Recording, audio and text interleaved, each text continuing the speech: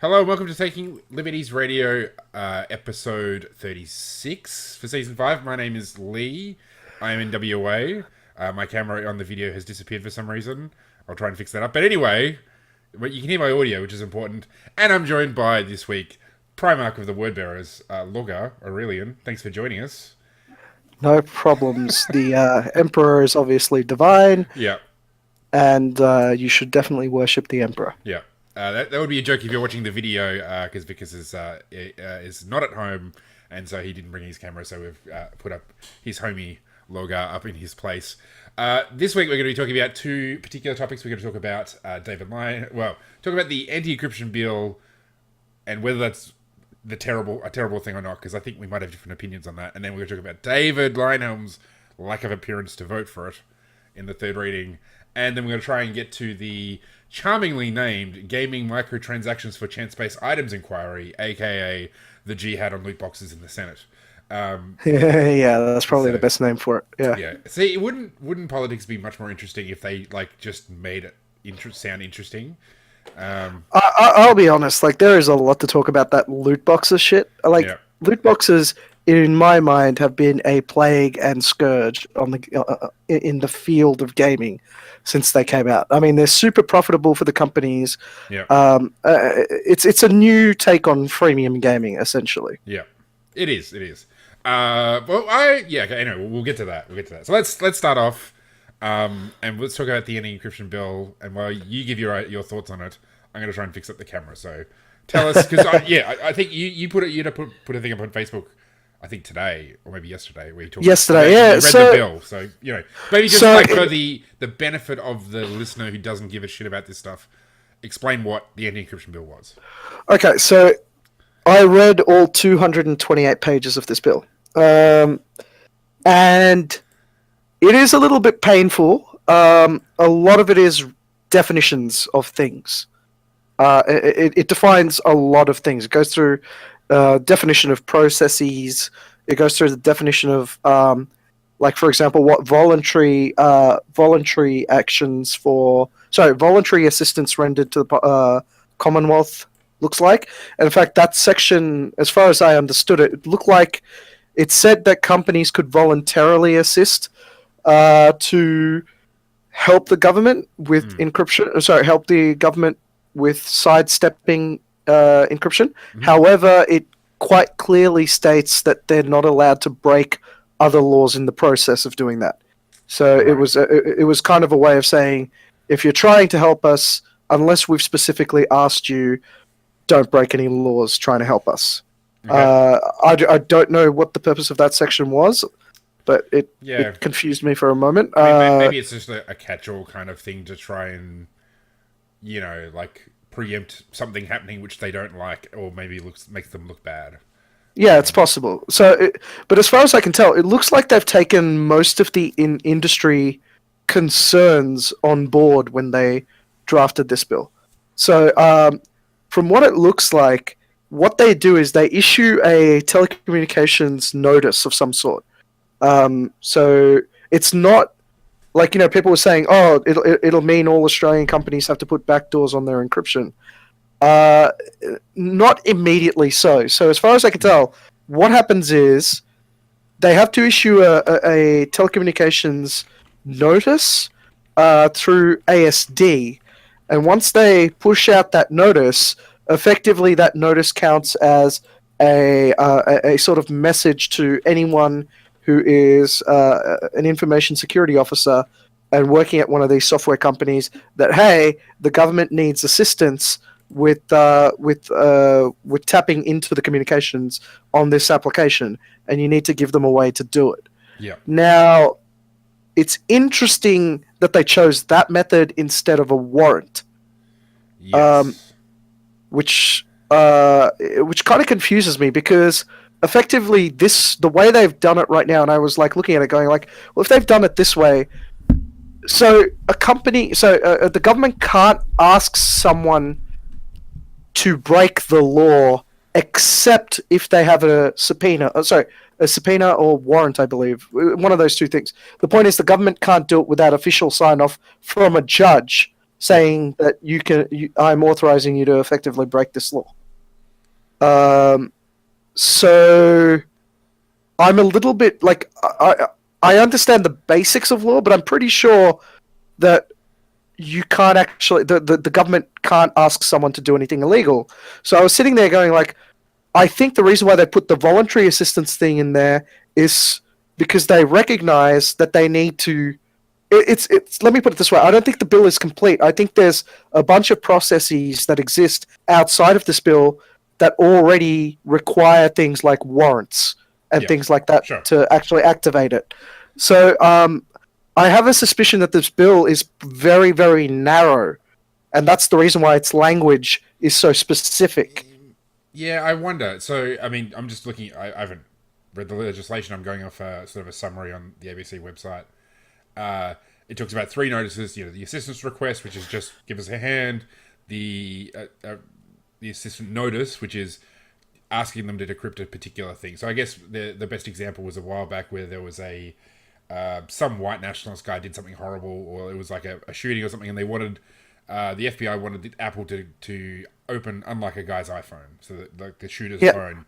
You know, that would be it seems like to me the technical assistant notice. Then there's the technical capability notice, which this describes as essentially building a new function to help police get at a suspect's data or face fines. So that's, I guess, where they're talking about having backdoors. And I guess that's probably the aspect which has the most far-reaching consequences, because now you're talking about, well, Apple's going to have to design their phone so that the cops can come in and get this data. And that's going to have a wider implication than just Australia. Correct, and I think that actually it has.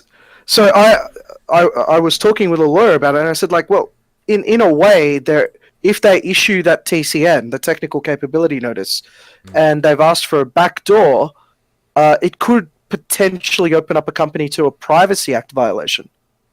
Yeah. So I sat there going like, I don't think this thing would pass through the High Court necessarily. I think those TCNs have to be pretty fucking narrow.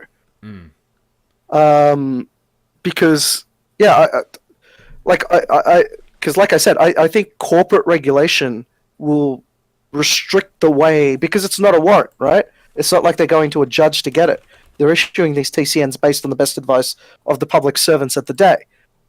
So I have a suspicion that this thing, the way this is going to be used, is actually quite narrow, and I think that they've asked for the powers for something very specific. I have a suspicion there's possibly signal or something that they're trying to get access to. Yeah, I mean, I guess part of the issue is that they won't tell us what they're using these powers for. I mean, like that's.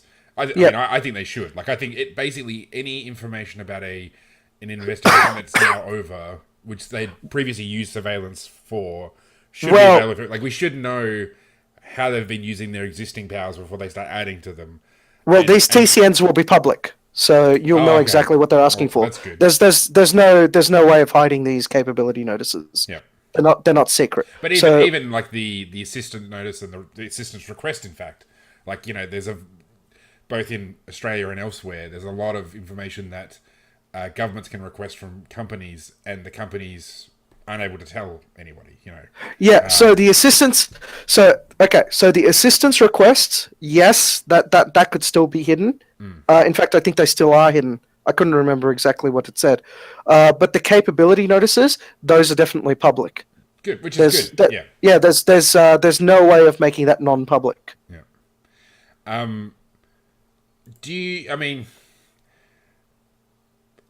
you know, I guess when you know, we would present a position like this, and the defenders of this kind of stuff would say, well, that's because there's so many threats out there that you don't know of. You know, we need to... Anyone making that argument is making a really dumb argument, because we've stopped so many terror attacks, right? Like, we literally hear about how many terror attacks our police stop because they want to make a big show of it, and we didn't have this law in place. Yeah. So, I mean, the question is, so if they're saying like, oh, we'll stop so many more, I question exactly how many plots are going on at any one time. Yeah. And I mean, I think often, I mean, certainly from what I've seen in the media, none of the plots that we've seen have been overly, Complicated. yeah, Yeah. or ambitious. Like, I mean, like 9/11 is a massive outlier in terms of competence and scale. Everybody else since then has basically just been a bunch of idiots that have recruited at a mosque or recruited themselves, like to go and stab people in the street or to maybe run people over, which is horrible and it's murder and they should be penalized for it. But to give the government massive surveillance powers and potentially, powers that have worldwide implications seems a bit excessive. Like the guy that they killed in the street, a couple of weeks back, like that seemed to be under control without having to, rewrite iOS or, get rid of Signal or whatever else to deal with it. Oh yeah, for sure. I mean, it's definitely overkill, and I don't think it's defensible. But the thing is, to be perfectly honest, like a lot of people were saying, like, oh, it's just going to kill IT in Australia. To be fair, guys, IT in Australia is dying because of the incredible high cost of engineering in Australia. Yeah. We really don't do very much IT here, and it won't kill off what exists because, quite frankly, I've never heard of any Australian company developing like massive encryption technology. Most of the ones I've seen just use a common off-the-shelf API for that stuff. I mean, So, I guess it depends. It's a bit like the stuff that was going through the EU Parliament about sort of social media companies being fined or prosecuted for allowing people to share content without giving money to the copyright holder. It's one of those things of like, well, yes, okay, none of that stuff is developed in Australia, but like if they start applying these things to overseas companies that are operating here, so if they go to Apple and say you need to do this thing for us, like that has implications. I mean, for Australian consumers, because if Apple decide to go, well, actually no, screw you, we're not going to just offer this. We're just going to cut off Australia from iOS or whatever, or like, there's sort of, it depends how far-reaching they try to use these powers, and then that could have a knock-on effect for Australians or for others. yeah, yeah, I'm inclined to agree. Yeah.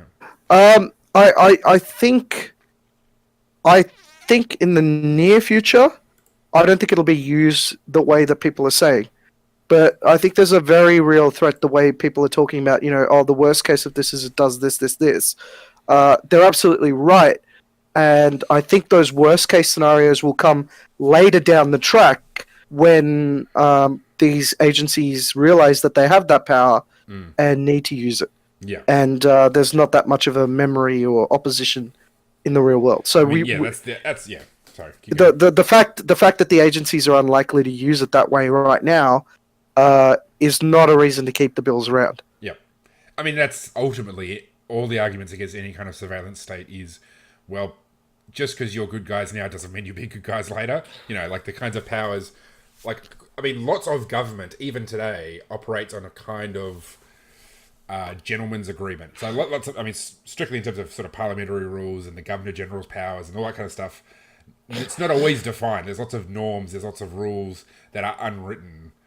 And that's a problem when you start having governments that really don't give a shit about norms and don't give a shit about rules, unwritten rules. They just want to use the powers they have to the fullest extent to prosecute whoever they don't like, or go after whoever they don't like. So, I mean, that's generally an issue, a reason why we libertarians say maybe we shouldn't be having a government with these powers, because you never know when you won't be able to trust the government, even less than we do now. Yep, precisely. Let's go to... sorry. Let's go to David not being there. Okay, so do you think this... So that, for the benefit of anybody who's not aware, David, there's at the third reading of the bill, which is like the final vote, David Lynham wasn't in the Senate, didn't vote either for or against it, he just was absent. Lots of people have commented on it in sort of libertarian, circles on Facebook and whatnot. I personally don't give a shit. Why? What's your thoughts? So convention typically dictates if the politician's not there for the final reading of the bill and the final vote, it typically means that politician disagrees with their party position on the topic. Okay. Right? But because, for whatever reason, whatever position that they hold in the party, they will not vote against the party Yep. but they will vote in absentia to point their opposition to the party's position. Now, I've been told David doesn't oppose this. Doesn't oppose the Oh, really? LDP's opposition to this bill. Yeah. Oh, hang on. So say that again, but without all the double negatives. So Okay. he is on board with the LDP's position, or he's not. Yes, he's on board with the Okay, LDP's right. position. Yeah. Yep. Okay. Which would So, essentially be and to oppose this kind of thing. yeah, and he was apparently there for the second reading, Yep. and he voted Which there against was- it at the second reading. Yep. So it's But- it's one of those things where I just kind of feel like he just wasn't there. I mean, and we should say, like, his vote wasn't consequential. Like, the government and Labor joined together to pass this thing because I presume, well, the Greens did oppose it. So, like, if it wasn't for Labor joining, there was no way it was going to get through the Senate. No. Yeah. So, like, it's not like this is a consequential thing. Like, if it really depended on his vote and he didn't show up, you know, I think there should be. Which is what the pro David people have been saying on this one. Yeah. Look, to be perfectly honest, I've defended a lot from David, and I know that he's checking out because I'm pretty sure he knows that he's not going to win the next election, and he's doing a run at the state Yep. election for that one, so he's going to run at New South Wales. That's fine, but the rest of us kind of still need the party to function. Yep. And it was a major PR loss, effectively, by him not being there. And not just that, but it looks fucking lazy. He wasn't there for the first reading. I mean, he was there. He was there to make that meme thing about the brown people delivering pizzas. Yeah. But hey, the most important vote for this year. No, he couldn't turn up for all three readings. Yeah. The Greens were there for all three readings. Yeah, and the best speech that I've heard in opposition was from Adam Bant in the lower house. So, you know, it's like, yeah, he didn't even. This is the kind of thing where he should be coming in hard. Like, this is an He opportunity. didn't. He didn't even speak on it. So, fucking lackluster, really weak source. And I think of all the things that David has ever done, this is the thing that has probably damaged the party the most. Yeah. See, okay, so I'm open to the possibility. So I'm not overly pro David. I'm not overly anti David. I'm just kind of meh, especially since especially after he got on board with all the PC stuff, anti-PC stuff. I was like, yeah, okay, whatever. My thought is maybe there's a reason why he couldn't be there. Like, maybe there's a totally legitimate reason why he wasn't there for the vote. It didn't matter. Maybe he had something else on. Maybe Which he has, which he hasn't iterated, which is really weird for him, right? Yeah. It's anytime someone brings up criticism like that, he's more than happy to engage with them, but he hasn't done it on this one, which is kind of weird. So yeah, for me, just as a matter of principle, I just want to say, look, I don't know the reason why he wasn't there. It could be perfectly harmless. It could also be that he was just lazy, or like he was having a meeting with somebody to set up for the run for the New South Wales state, upper house or whatever. Like there's it could be anything, and I'd rather err on the side of just assuming that it was a mistake or assuming it was some sort of reasonable reason, rather than thinking he's just checked out and it's malicious or whatever. But certainly it is. It is a loss. I never said it was malicious. No, I don't think it's malicious at all. But I do think that he's mentally checked out and he's just coasting through to the end. Maybe it's possible. Certainly, if I was in his position, if I was in his position, I'd go out. I'd probably go even harder before I was out. I'd be like, I'm going to burn this mother down. Yeah, pretty much. That's just me. All right, well, let's talk about the gaming microtransactions for chance-based items, aka anti-loot boxes. So this is a Senate inquiry. It actually resulted in the kind of Senate inquiry that I like, which is let's not do anything. Let's just look and observe and see what happens. So this is I don't know how that happened, but basically they did an inquiry on whether loot boxes are gambling or not, or whether they're legit. They are absolutely gambling. Okay, well, we'll get to that. So for the benefit of non-nerds, non-gamers, loot boxes are essentially a form of reward that's come about, particularly in online gaming, where you might be presented with, literally a box, like it's some sort of chest or some sort of item you open up, and there's a random determination of what you get. So Often it does revolve around cosmetic uh, items, like changes to appearances of weapons or characters or whatever. But for some games, there's actually like I think FIFA is the one that I heard, and maybe I think Battlefront. So some of the EA games, they actually have like playable characters that are in those loot boxes. So yeah, there's been a lot of because which is one of the biggest game companies, is just shit, and their business model is just shit. People are very upset about loot boxes, and they're trying to get them outlawed everywhere.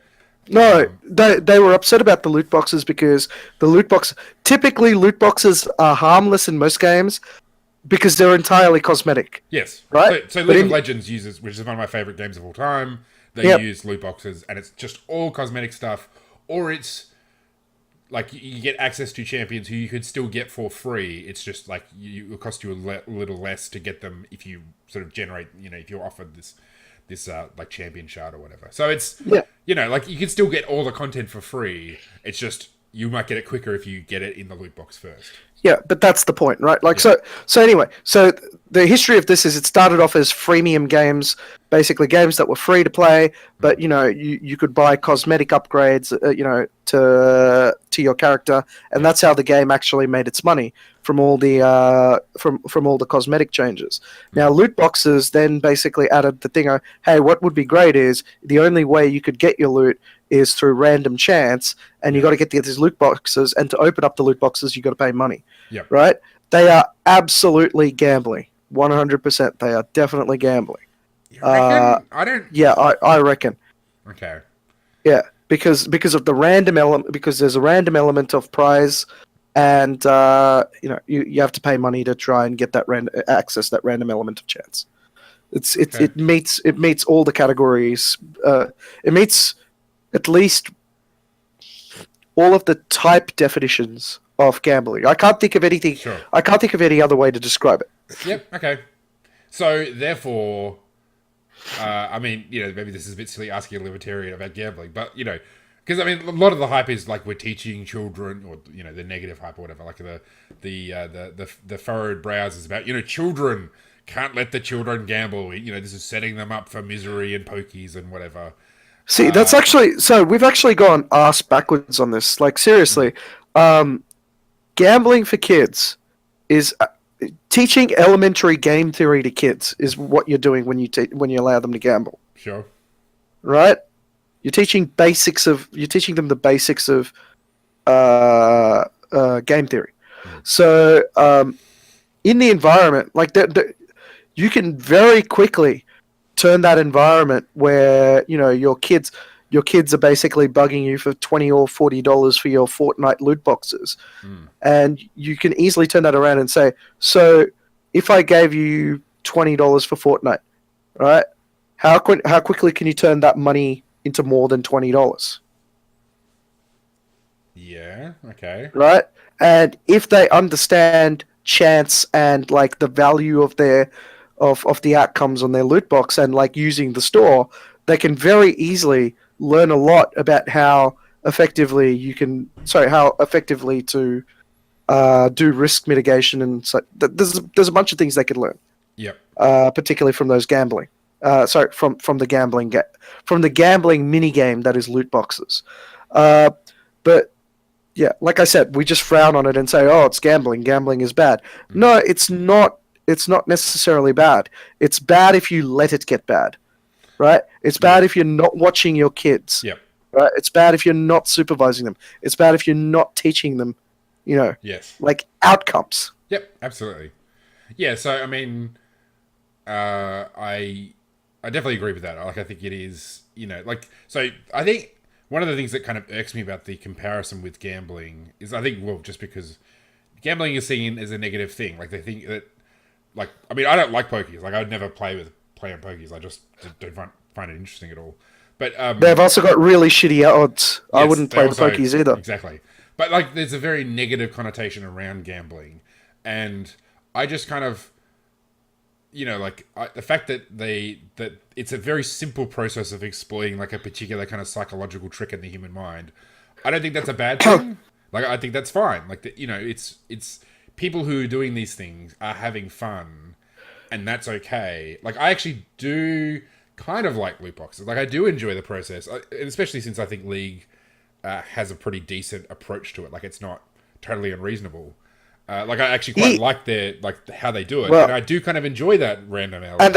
And that's why everyone hates EA and nobody minds it on most other things, because the EA loot boxes, right, are most definitely play to win. Yep. Right. You have to pay money and you have to play it in order to get things that help you win at things. Yes. Now I know EA's reversed their policy on that slightly. Also, it's worth pointing out, like, the problem with EA is you're playing. So League of Legends is a free game to play. Like, you know, you can just play it for free. I mean, there are games which on PC that are cheaper that still have loot boxes. So Counter-Strike is something that we've played that kind of does have loot boxes, and you do buy it. But typically EA games are like $70 or $80 to begin with. And then on top of that, they're trying to slug you for microtransactions. So it's like they're really like trying to double dip. Where, you know, if you pay $15 for Counter-Strike, it doesn't really matter if you then might buy some cosmetic stuff. Or League, it's literally free to play, and you paid $15 for Counter-Strike. I thought it was like $10. I probably got it before it was like super cheap. I got mine. So I got mine for free because, well, I've been playing Counter-Strike for ages. Yep. Okay. So, but, you know, like, that's still, like, compared to, I mean, I don't know what Battlefront 2 or FIFA, whatever it is. I mean, FIFA doesn't even come out on PC, but, you know, like these, like, well, if we're talking console games, you might be paying $110 retail in Australia for a console game, and then on top of that, you're doing pay to win through the loot boxes. So it's like, there's one company that everybody hates that's such an outlier, and it generates so much hate. And gamers, it's EA. Yeah, which is EA.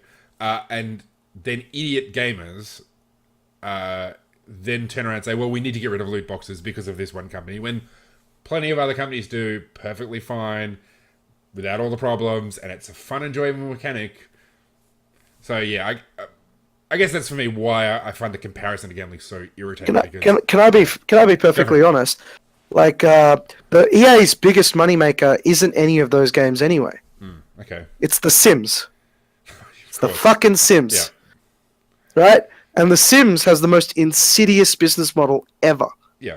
Right? They make so many expansion packs for it. They've now got, like, game packs. They've got, like what have they got? They've got expansion packs, they've got something else, and they've got some, like, game packs. And they're constantly putting out more, like, endless amounts of content for The Sims. Yeah. Now, when The Sims was on Steam, right, I was able to buy all of The Sims 3, right? I actually bought The Sims 3. Okay. Now, I haven't played a Sims game since, like, the original Sims, the original version, and, you know, who doesn't want to drown people in pools? Yeah. Or put them in a toilet with no toilet, and they just die from... I'm not doing anything nobody else hasn't done before. But the point is... we should say, for the benefit of people who aren't aware, The Sims is essentially, like, kind of a life simulator. It's essentially like Tamagotchi. It's basically it's like a more complicated version of Tamagotchi. Exactly. Now, I bought all of The Sims 3, right? Every single expansion, every single game pack, all of it, for $30, right? And it was only available for that price because The Sims 4 had come out. Now, what I noticed was, if you had bought these things at the time that they came out, you would have spent over $700. Yep. Like, that's what Steam was telling me. The total value of this thing is over $700 if you'd bought it retail price. Right? Now, think about it. There are literally millions of girls out there, because The Sims is the most popular game in the world for women. Yeah, okay. Right? And they're paying up to $700, clearly, to play this game. Yep. Right? So, as much as I want to shit on them about loot boxes, I would much rather shit on them about The Sims.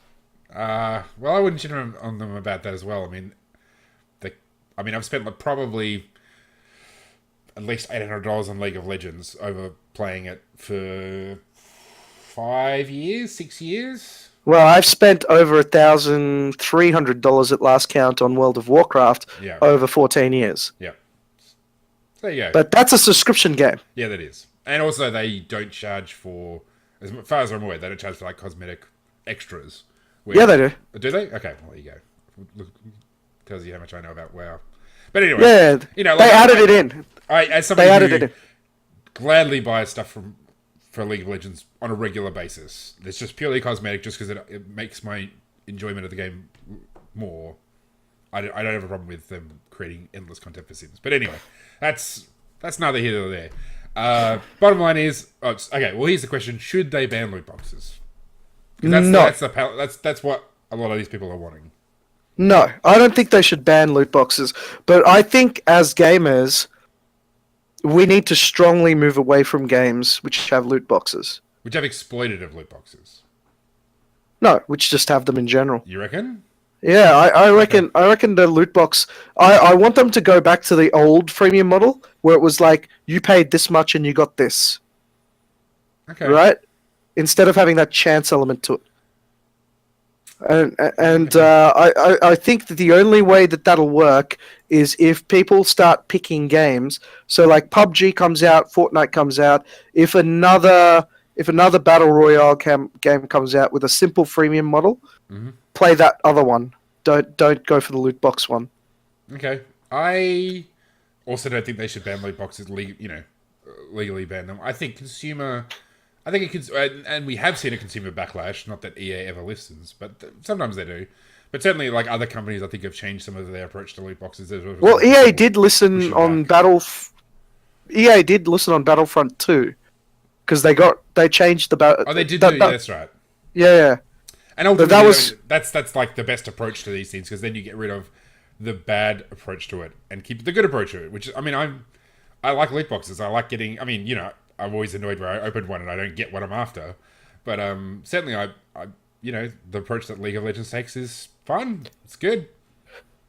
Yeah. And there's nothing in there which I thought, it's unfair that you can only get it through this thing. Like generally, like if they offer exclusive content, it's offered in a way that if you just play the game a lot, you can get it basically guaranteed. Yeah, see, that's fine, but most places which have the loot boxes require you to pay money to open the loot boxes. Okay. And that's what I object to. Okay. Well, I like how League does it, so.